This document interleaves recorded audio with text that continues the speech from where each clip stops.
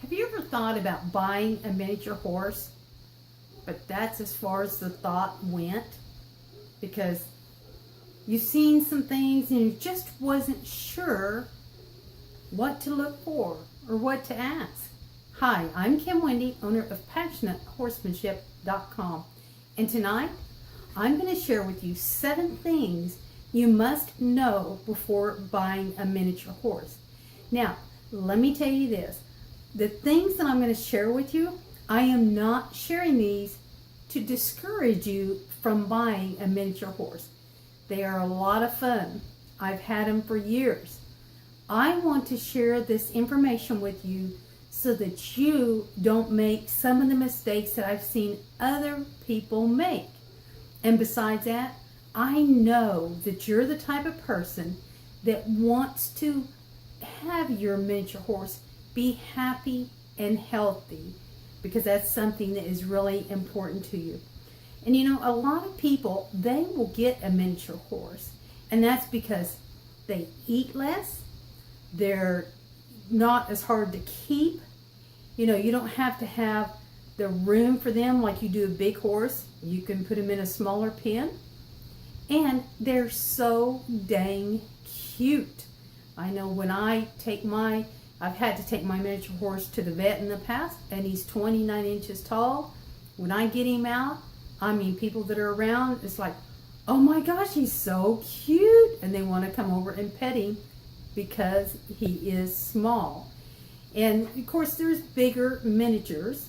You know, depends on the breed association that they're with as to what height they can get up to. And then you have some miniature horses that, well, people call them miniatures and not knowing, they have no papers on them, so they don't really know. They just call them a miniature. They might be a Shetland pony, and they have no clue.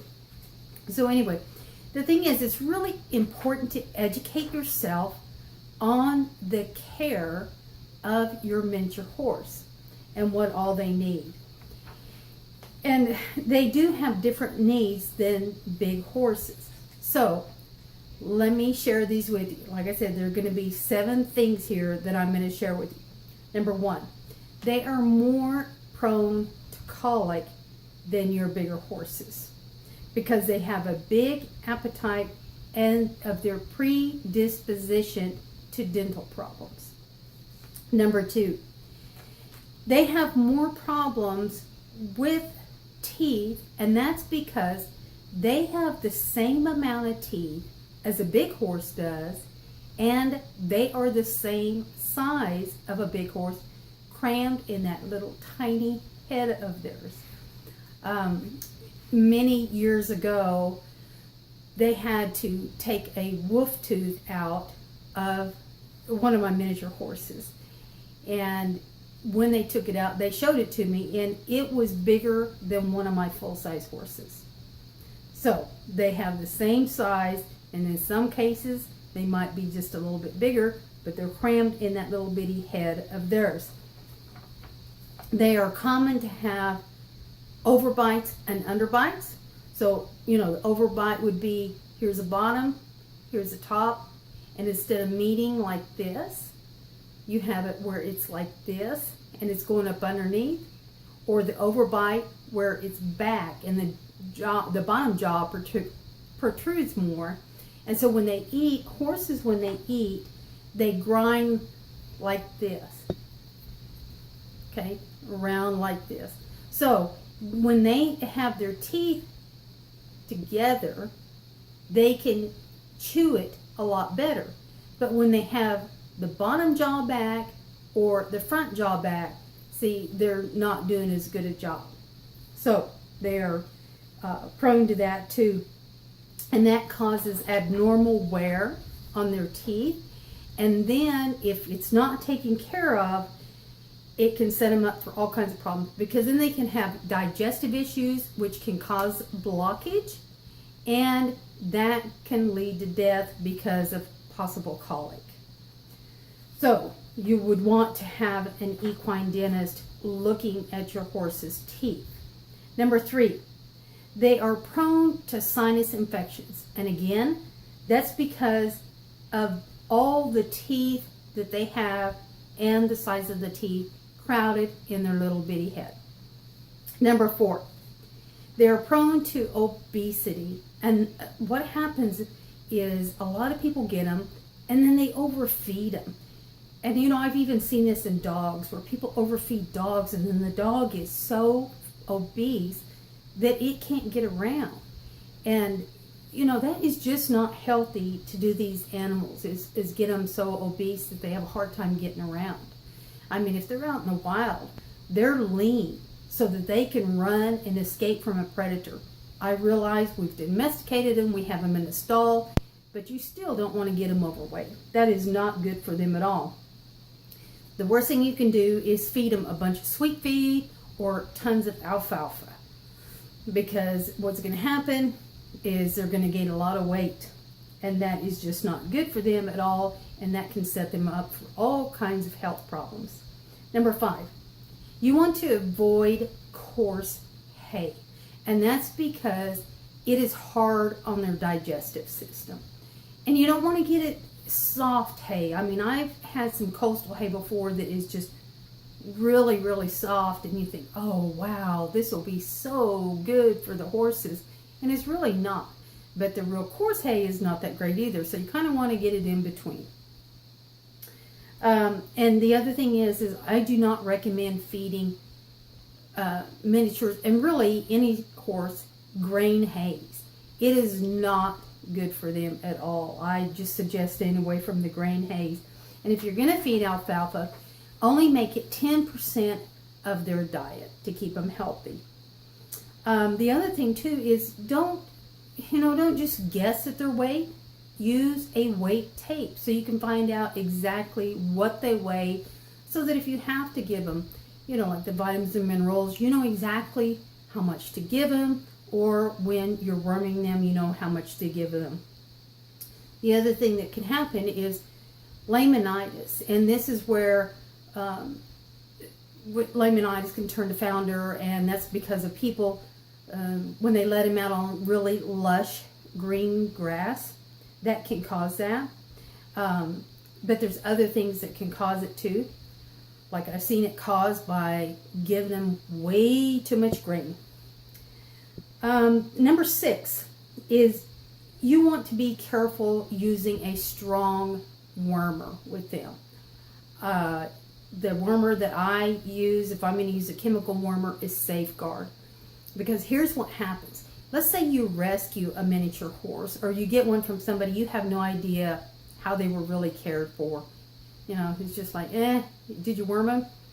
Yeah, but I can't remember when it was. Or at a rescue, you probably, sometimes you don't find some of that stuff out, like, especially if you get them in an auction barn, you're not going to find some of that stuff out usually. But if you take them home and you use one of these really strong wormers on them, okay, what's going to happen? It's going to go in their system and it's going to hit hard trying to get rid of those worms.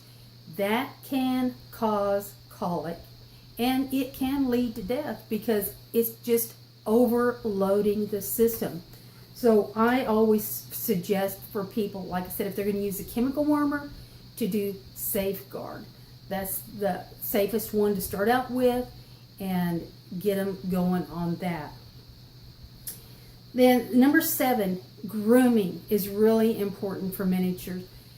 Now, in the summertime, they'll slick down just like your regular full-size horses are, unless they have Cushings, just like a big horse. If they have Cushings, they're going to keep some long hair on them. But my miniatures that I've had have always slicked down just like my big horses have. But in the wintertime, you want to make sure that you groom them and fill along, their coat and stuff like that, because with them, their coat gets a lot thicker than your big horses do, and there can get things trapped in that coat, especially like when they stand out in the rain and stuff like that. And if they get water underneath there, now it can start setting them up for what they call rain rot, and that can be a whole nother deal right there. There's other things, there's burrs that can get hot under there. And I mean, can you imagine If your shirt, you had a sticker back there, it'd be like, and if you couldn't get to it, oh boy, you'd be like, ugh, somebody get that sticker out of there, you know. It would not feel good at all.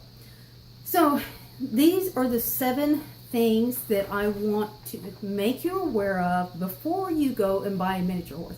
Like I said, I'm not trying to discourage you from buying a miniature horse. I want you to know these things so that you don't make these mistakes that some people have. So again, let me recap what they are. Number 1, miniatures are more prone to colic. 2, they are more prone to dental problems because of the size of their teeth crammed in that little tiny head. Number 3, they're prone to sinus infections, again because of all those teeth crammed in their head. Number 4, they are prone to obesity, so don't overfeed them. And I don't, recommend giving them a grain unless you're working them real hard. Like when I was showing, I gave mine a little bit of grain. 5, you want to avoid coarse hay because it's hard on their digestive system. Number 6, you want to be careful about giving them a strong wormer. That can cause problems. I always recommend Safeguard to start the horses with. Or especially if I'm using a chemical, I use Safeguard. Number 7, grooming is very important, and especially in the wintertime because stuff can get trapped underneath their coat. So, if you are thinking about buying a miniature horse and you have questions, let me know. You can put your comments below and I will be happy to answer them for you. You can reach out to me. My website is passionatehorsemanship.com if I can help you out. There's other things that you want to look for when buying a miniature horse because you've got to take into consideration the conformation. And like I said, their bite, they are prone to having the overbites and underbites. So you want to look at their teeth and see what they're like. But if I can help you out in any way on a miniature horse, let me know. I'm happy to help you. I am a professional trainer and have had 40 years of experience with horses. I've had several miniature horses and have shown them in the past, had a blast doing it. And if you want to get into showing, that's something that I can help you with, do that too. So you can find out more about me on my website and what I have to offer by going to passionatehorsemanship.com. Thanks so much for watching. And if you found this of value, I would greatly appreciate it if you would tell your friends and share it out. Thanks for watching.